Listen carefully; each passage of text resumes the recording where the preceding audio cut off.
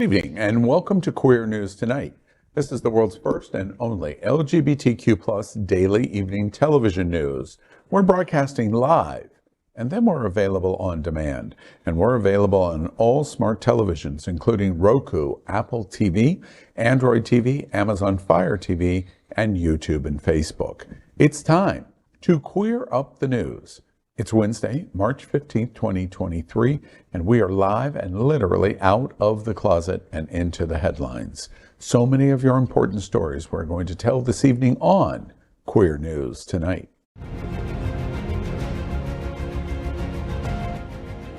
This is the world's first live daily LGBTQ evening news show, literally out of the closet and into the headlines on Queer News Tonight with Al Ferguson. I'm your anchor at Queer News Tonight, Al Ferguson, and this evening we bring you the news of and a perspective representing the LGBTQ plus community from South Florida, America, and across our planet. This is the world's first. This is the world's first and only unedited. What the hell did you just do, Al? Why are you trying to take my words from me? You know it's Women's History Month. Yeah. All right, sorry. This is the world. You've got some tire tracks on your forehead where you were just run over. Oh. We love each other here at the table. This is the world's first and only unedited live LGBTQ plus evening news show. Whatever happens unique in LGBTQ plus news, you will see it and hear it. Do you want my first line to make it fair? Hotspots Magazine, Happening Out Television Network, is a nonprofit 501c3 media company in the same models of PBS and NPR, but designed for our LGBTQ plus community. Our mission is to support the 10 pillars of our LGBTQ plus community. We want to inform and educate the key issues of our Black community, Latino, lesbian, trans, student youth, seniors, HIV/AIDS healthcare, business, political advocacy, and faith. Help us support our communities.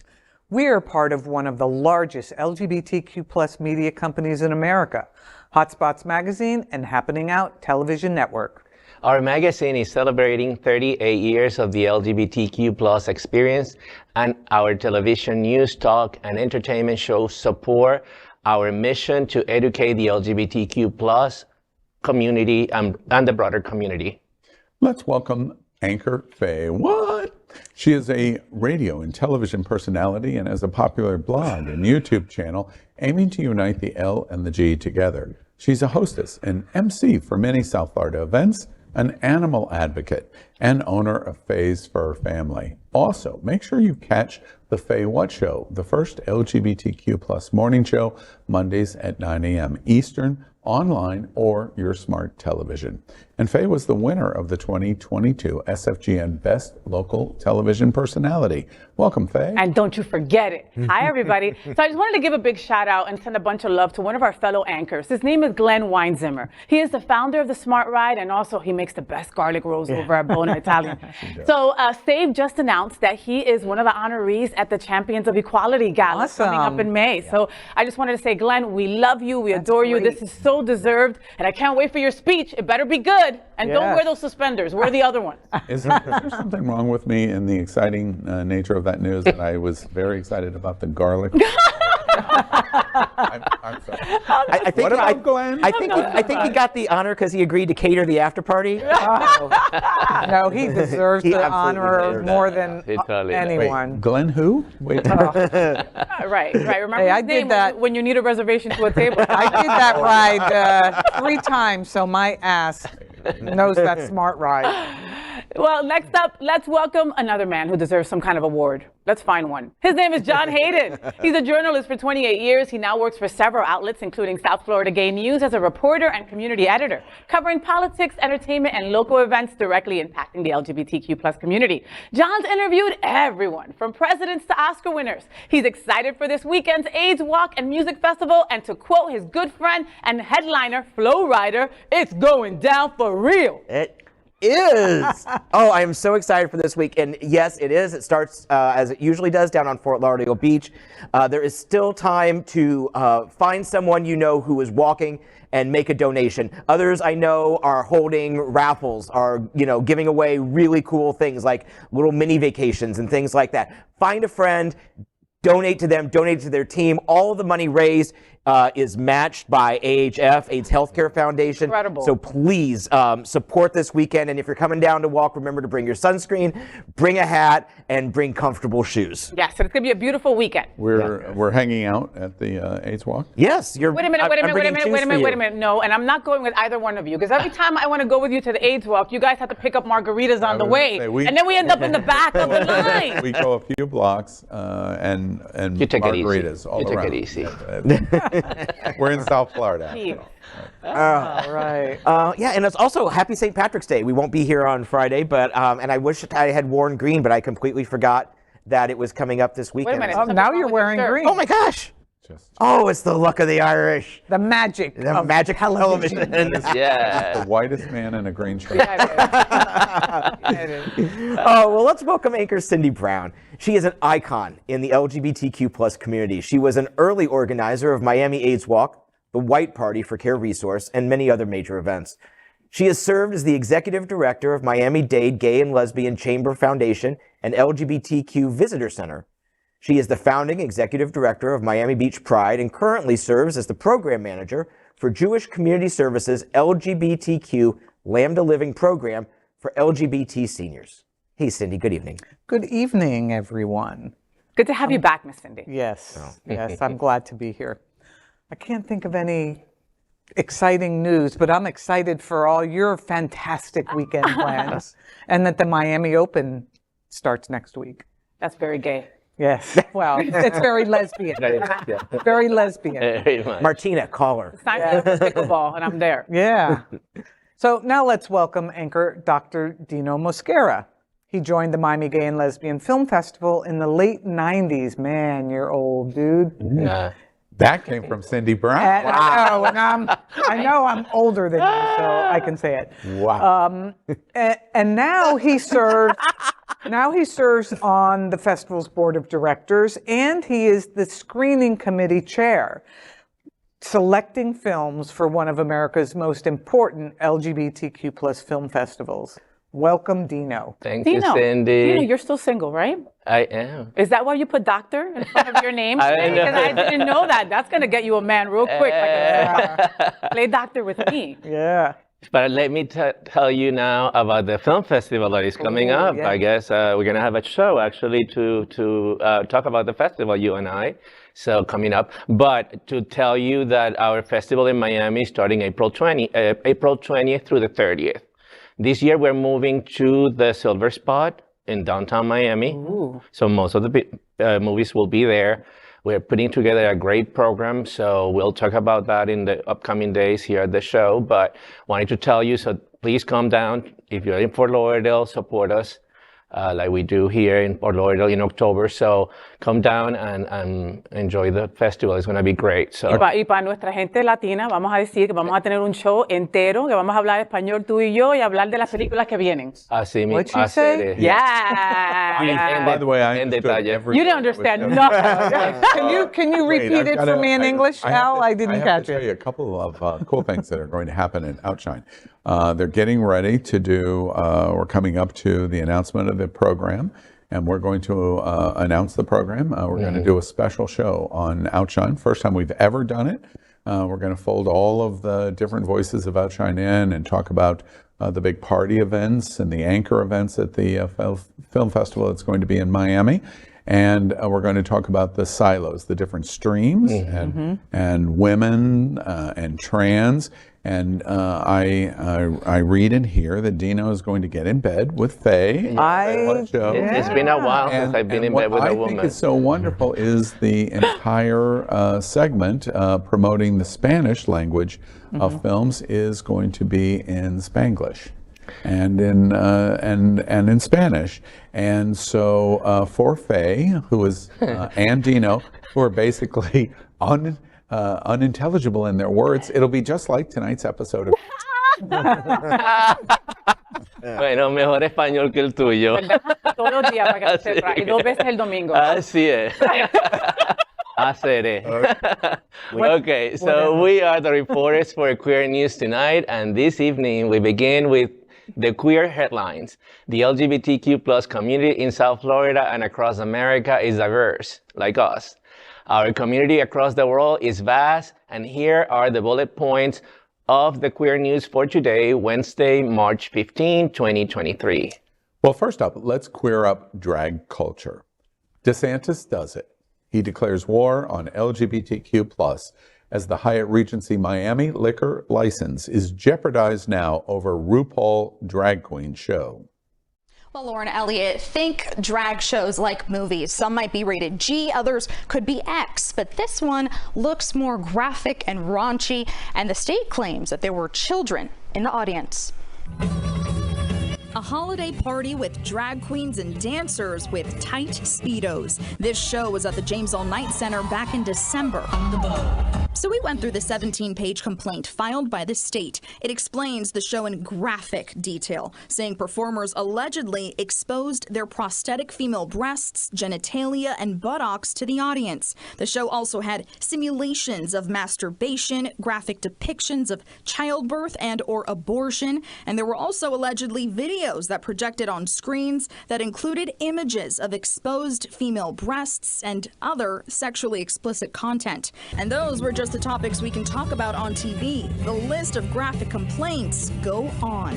This seemingly X-rated show was open to people of all ages, and the state says there were children in the audience. Parents choose to take their children to some movies, that's their choice. The question is, why is our governor telling parents what entertainment their children get to watch? A representative from Equality Florida says government has no place to tell parents how to parent. But according to the state complaint, it's a felony offense for a person to commit a lewd or lascivious exhibition to a minor under 16. And because of multiple alleged violations, the Florida Department of Business and Professional Regulations say they're working to revoke the Hyatt's liquor license. So I reached out to the governor's office, and they said, in quote, "Sexually explicit content is not appropriate to display to children, and doing so violates Florida law. Governor DeSantis stands up for the innocence of children in the classroom and throughout Florida." An attorney we spoke to says venues can get in trouble if the show they allow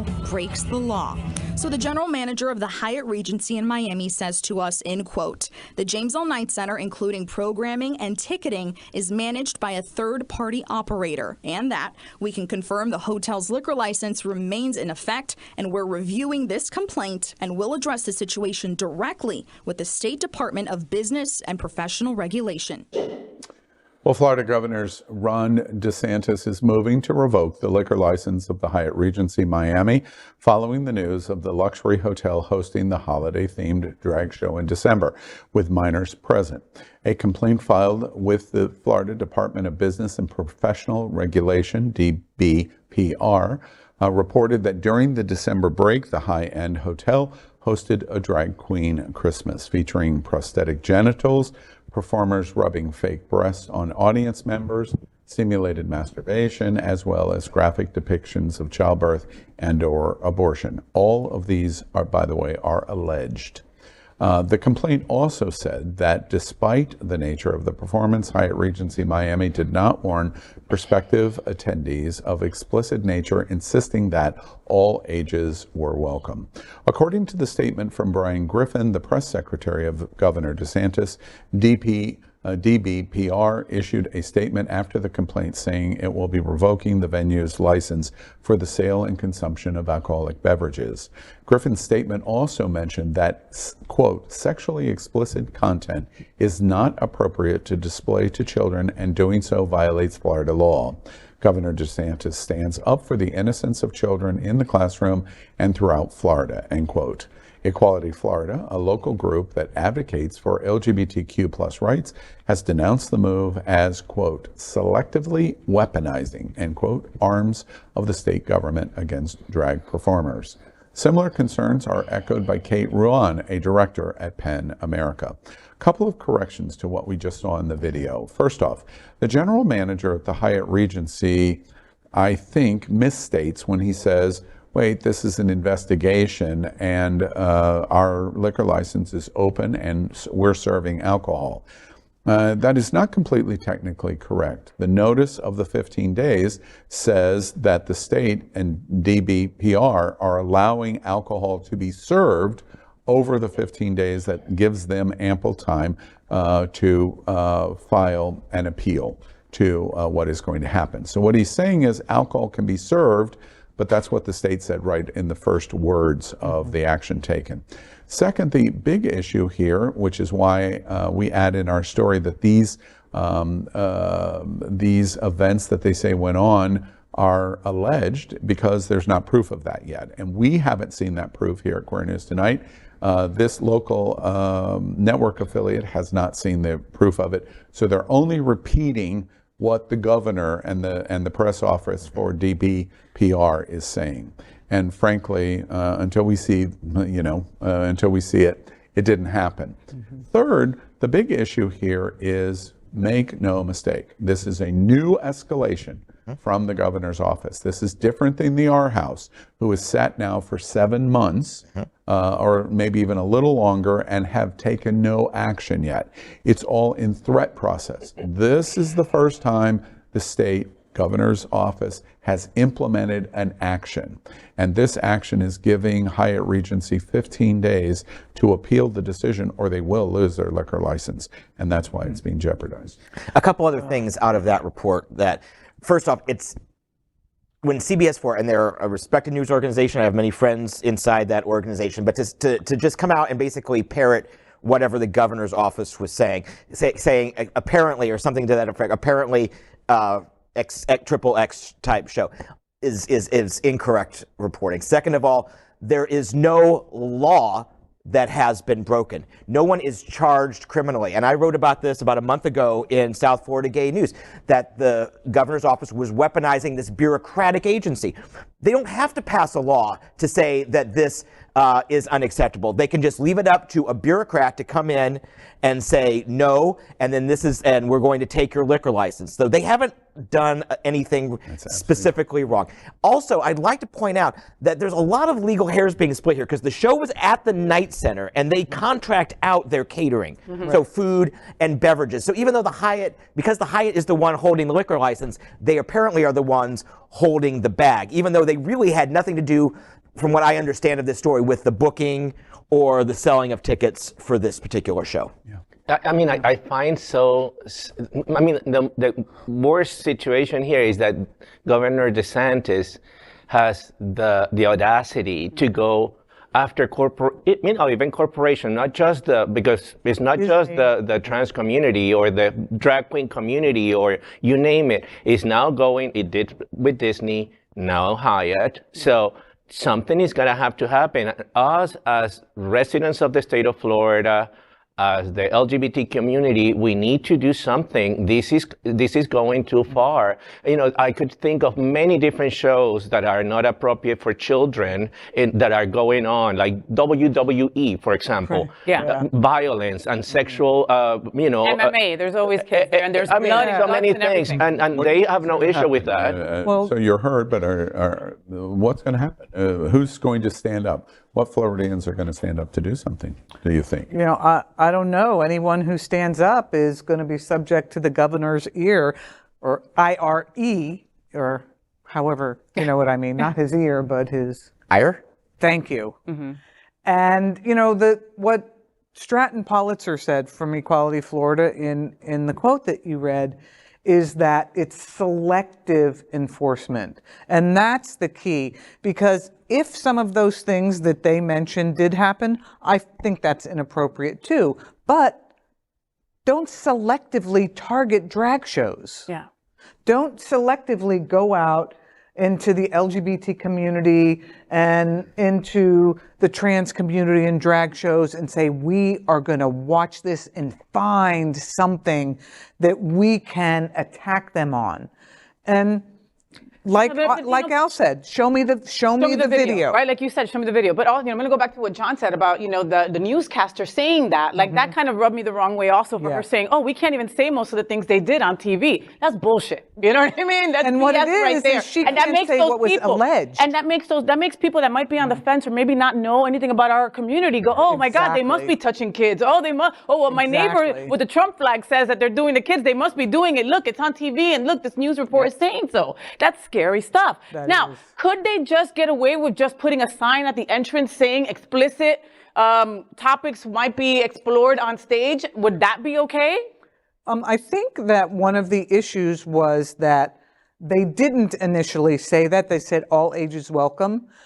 And that's what rose the red flag. They changed it at the last minute, but there were still young children at the You know, at the end of the day, just a couple quick notes. We're getting our asses handed to us. Yeah. That's your point. Yeah. Here at the end, as it relates to what we're going to do here, there's not going to be 1,000 people demonstrating with signs of the fascism that is going on here in front of the Hyatt Regency in support of the Hyatt and in downtown Miami to get on the news to say, this is what America, please look at what's going on here in Miami, New York, Miami, Los Angeles. Oh, wait, where did Miami withdraw? And that's because of what's going on in Tallahassee. Right. We're, again, getting our asses handed to us. He doesn't care if he wins. You know, frankly, and I guess I'm going to be a broken record in coming months. From my standpoint, we have to move beyond.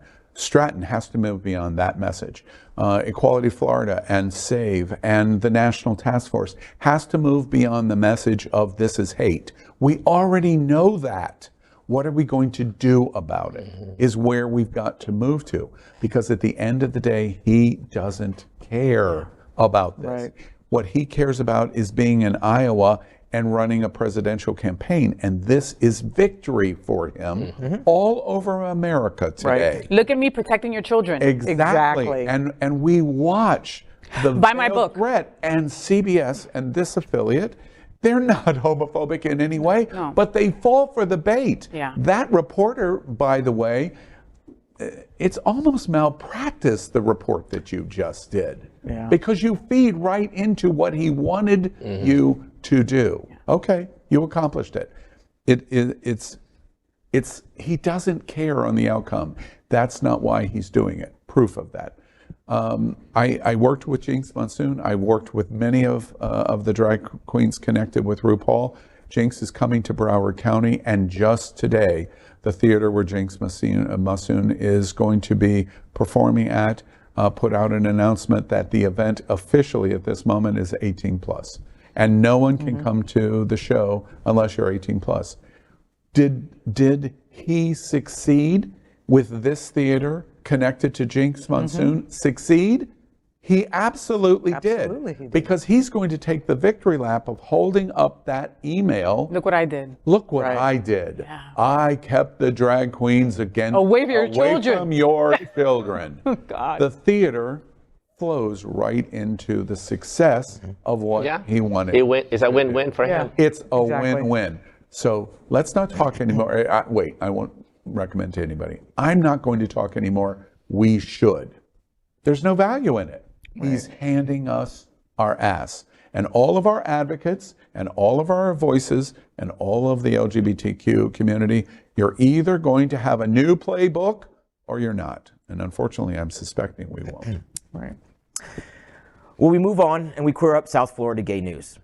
The bill comes due for Pride Fort Lauderdale. The organization's financial health is questionable. One of those questions is, when will they repay money owed to CAN Community Health? The answer is, not soon.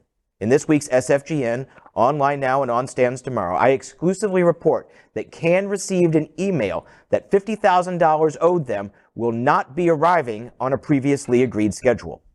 CAN Midland Health pulled out as a sponsor of Pride of the Americas, an event produced last month by Pride, citing a lack of transparency by and questionable management of the organization. They were a major sponsor and had paid $75 of $100,000 pledged for this year, and they asked for their money back. A tentative schedule was set. Now, CAN Midland, an important resource in our community, has no idea when the debt will be repaid. Moments after they were notified, I reached out to CAN's Chief Communications Officer, Roger Capote, who said, quote, "We have no comment on this issue. All requests should be directed to our in-house counsel," end quote. That phrasing represents a huge escalation. Pride's president, Mike Martorell, said they are working it out, telling me, quote, "CAN Midland are great people that we appreciate wholeheartedly, and we will work with them," end quote. Martorell says despite issues at Pride this year, there are no plans to file bankruptcy, and another insider says the event beat expectations and made money. However, the revelations of delays to Cannes Midland are raising eyebrows. And you can read more of this story at SFGN online now and on stands tomorrow. And you know, just because the park has been cleaned up and the stage taken down, this story is really going to continue to go on and on. They have to reconstitute a board. Right now, there are only 3 people working as official board members at Pride Fort Lauderdale. They've got to figure out who's going to be their new executive director. And there's just so much to come. And the fact that this is happening to such an important community partner such as Cannes is, like I said, raising a lot of eyebrows and could be very questionable about where the organization goes from here. How much time do they have to return it? Well, that's the thing. There was an agreement an agreement, like a handshake agreement, like, okay, yes, we will refund your money. And I was told, although I've never seen any emails connected to it, I've been told by people on both sides of the issue back when they pulled out about 5 or 6 weeks ago that they were going to do like $25,000 a quarter or something to that effect. And now I'm hearing that they're not going to, but they may not have to. Just because they said they will, they may not be under any contractual obligation, Pride might not be, to refund the money, even though it would be, in my opinion, the right thing to do. Yeah. John, help me understand, because I honestly don't know. What is the connection between Midland Health and Cannes? They essentially have merged. Oh, okay. They are one entity, although they each, and this is getting a little inside baseball, but they each made their own separate contributions. And interestingly enough, Cannes is not being repaid. Midland, who did pay $25,000, I'm told, is getting their money back. So it's the $50,000 owed to the Cannes side. But is that because they're local and Cannes is in the west coast of Florida? I don't know why they have chosen to do it this way. Do they have insurance, and does insurance cover this? Cover that kind of stuff. They don't cover these things? Cannes? No, I say Pride. The Pride. No. I have not seen There Pride's is insurance and only rumors, and I'm not going to get into rumors. There isn't an insurance policy That will for pay for events that. like that. No, special event insurance will pay if you have a certain amount of rain, and it has to measure that. But there's nothing. Kind of a hurricane. There's no insurance that will cover that. Yeah. We move on and we queer up trans rights. Megan Rapinoe dedicates her Time Woman of the Year award to trans community. I feel like my gut feeling is just to be like, the room speaks for itself. I just want to sit the fuck down. That would be very easy to do, especially who came before me. But I do want to say something and just take this moment before I do sit right down where I belong, right over there. I want to not only just dedicate this, but thank the trans community and just say that I am only here because of them. And I think we all know what's going on in our country with really the attempted genocide, erasure of trans people in our country and globally, but particularly in our country. And I think so often we say like, oh, we should, that's not right, or we should do it because that's not right to do that to trans people. But I think we need to look at it a little bit different way and just look at what trans people have given us is just an opportunity to live a whole life and to be a whole person, whatever that may mean to you. Rapinoe, who has been outspoken about equal pay in sports alongside LGBTQ+ rights, collected her accolade at Time's second annual Women of the Year Gala in Los Angeles. This two-time World Cup winner and lesbian icon dedicated her award to the transgender community. Addressing the audience at the gala, the soccer star said, quote, "We all know what's going on in our community with the attempted erasure of trans people," end quote. Rapinoe's dedication comes as state legislators across the U.S. are pushing hundreds of anti-LGBTQ+ bills, which, if passed, would roll back nearly all rights for trans people in public life. In February, Tennessee became the first state to ban drag performances in public where children might see them, alongside rolling back gender-affirming care for trans youth. Rapinoe praised the trans community, saying, quote, "The way they refuse to live their life any other way than completely whole is so inspiring," end quote. She also acknowledged the pressures women continue to face, but noted that progress has not always been inclusive. This year's other Time Women of the Year include Kate Blanchett, who is a Goodwill Ambassador for the United Nations High Commissioner for Refugees, Ukraine, LGBTQ plus rights, Olena Shevchenko, and Iranian journalist Masi Alinjad. So Miss Rapinoe is a class act. I mean, she is just incredible. You know, she brought a lesbian couple to the forefront of the Olympics so many times. Like, we grew to knew her and loved them as a couple. Now they're married, of course. Lesbians, take note of what Rapinoe is doing. We've got to stand up for our trans brothers and sisters, especially our trans sisters, okay? Right. And she is opening up the door for us to do just that. The trans community cannot get ahead without our help. And that is what Rapinoe is screaming from the top of her lungs. Right. I have a lot of respect for her. People like her, people like Dwayne Wade and Gabrielle Union, you know, that speak out loud, you know, and they have a lot to lose, maybe. And they don't have to. And they don't have to, you know, but they do, you know, that they take their platform, you know, to raise the voice against this injustice that we're seeing right now, you know, and that, you know, that she, yeah, like you said, she doesn't have to. But, you know, we as an LGBTQ community have to, you know, step up. And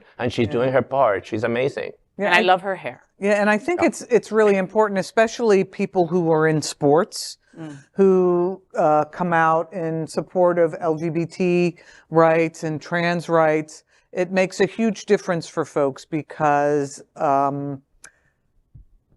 generally sports fans, as a generalization, machismo, manly, it's very, right? Yeah, machismo, manly. So, yeah.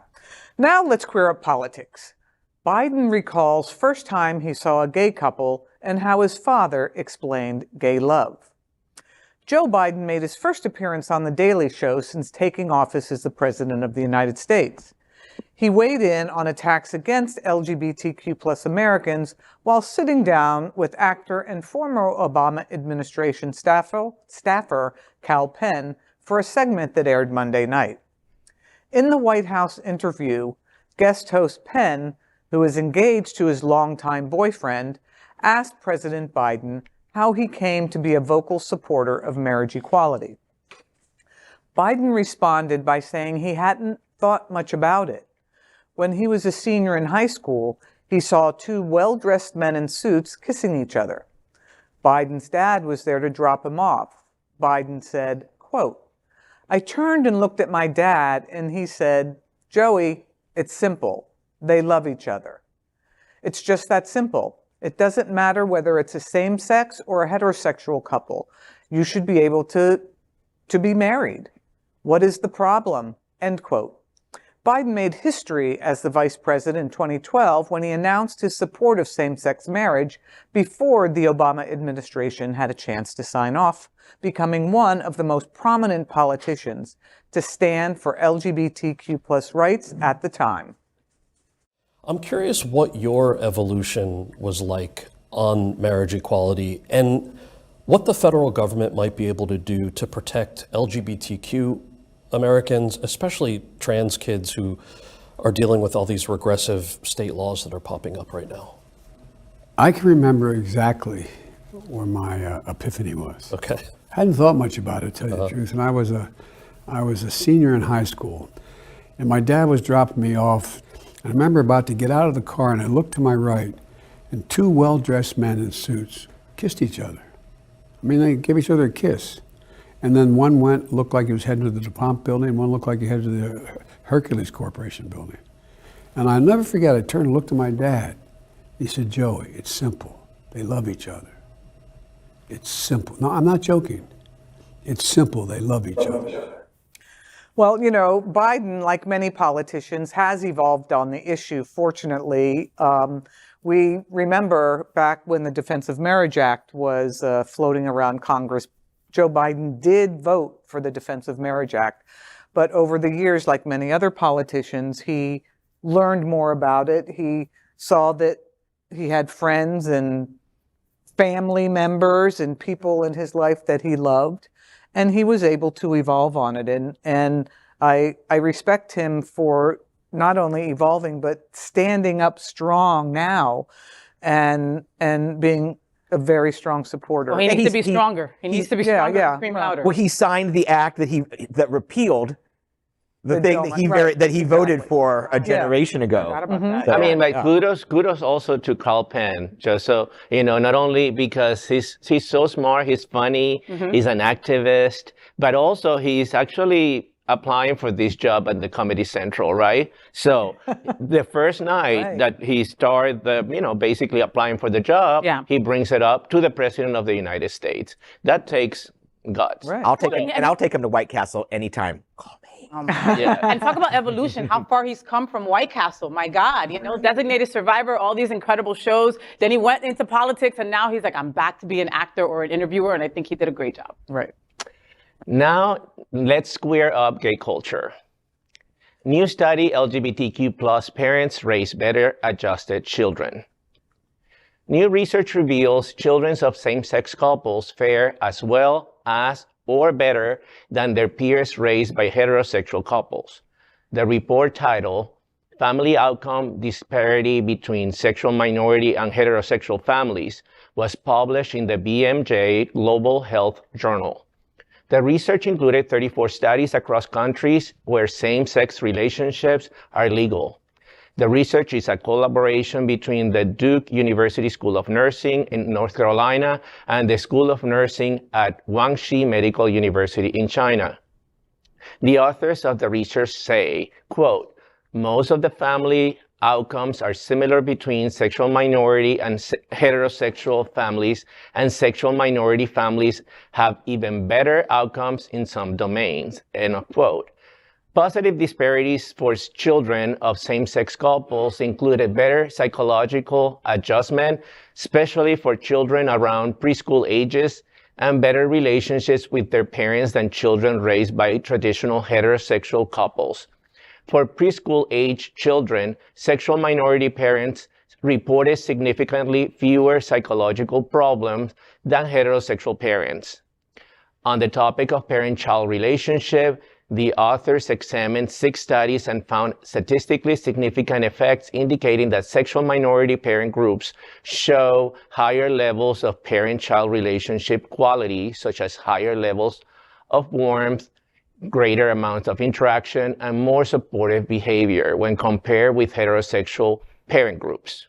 I'm not surprised by the result. This is well known, not just by us, children of heterosexual couples, right? All of us gay children. But my friends who are raising children is an example. My gay friends, couple, lesbians and gays that are raising children nowadays, and it's much more prevalent, is clear evidence that this has been going on for many years. Listen, I wish that my parents were same-sex, okay? Because I'd be less screwed up. I am this screwed up because of my parents being straight. Straight up, okay? From being gay and not being able to talk to them, to having a substance abuse issue and not being able to talk to them, that all would have been minimized. I wasn't hugged enough as a child, which is why I hate all of you. This is all because my parents are hetero. If they would have been gay, it would have been completely different. Well, damn breeders, you know what I mean? But no, of course these kids are more well-adjusted. You deal with hate and inclusivity in the same breath, and you learn that at 4. Well, so of course. Interesting point to that observation. We love you, Faye. Even if you don't love us. Right. We talk about the interview with President Biden talking about his father. The real hero of that interview on Comedy Central was not Biden, was his father. Yeah. Exactly. His father, right from the very beginning, at an early age, says to his child, wait, 2 men kissing is no issue. They love each other. They're just like the same. They're not better than, they're the same. And that creates a Joe Biden who goes on to be vice president in what he did and president of the United States. That is because great father. Great father. Somebody else, bad father, takes that question and says, oh no, how do I answer this? My kid's gay. Oh my God, he's going to go to hell. And instead of answering plain and simple, they love each other. One thing I just want to point out that might fly under the radar for this is that a respected Chinese medical university partnered with Duke on this. And the PRC is not necessarily the most gay friendly. They're very hot and cold. Shanghai has a thriving LGBTQ life, but not so much in Beijing at the capital. So that they not only partnered with an American university, but allowed these results to be published under, essentially, the Chinese government would have to approve this, says something about where they may or may not be moving. Right. Well, that is today's news for the LGBTQ plus community on the world's first and only daily LGBTQ plus evening news show. If our community is important to you, share this news with your friends and family. Are you, like most of America, part of our very large television audience watching this live LGBTQ broadcast right now? You see the icons on Roku, Apple TV, Android TV, and Amazon Fire. What happened to St. Patrick's Day? Amazon Fire TV. I was going blind with all that green. Looked like a damn leprechaun. Don't do that shit no more. Queer News Tonight is the only live LGBTQ plus digital television show in the world that is out of the closet and into the headlines. We need your support. If our community is to grow, we must tell our stories and bring them to the attention of the broader world. This is the only place in the world that tells these types of LGBTQ plus stories in motion and sound. That is the passion of Hotspots Magazine, Happening Out Television Network, and Queer News Tonight. I'm your anchor, Al Ferguson, and on behalf of these LGBTQ plus reporters, the anchors of Queer News Tonight, including Fay What, John Hayden, Cindy Brown, and Dino Mosquera. I'm ready. We will see you daily. I'm ready for St. Patrick. Wait, No, you're wicked. You're from Wicked. we will see you daily. Yeah. at 8 p.m. El Papa. El Papa. And to Good night. our LGBTQ plus world, we wish you good night. Good night. Good night.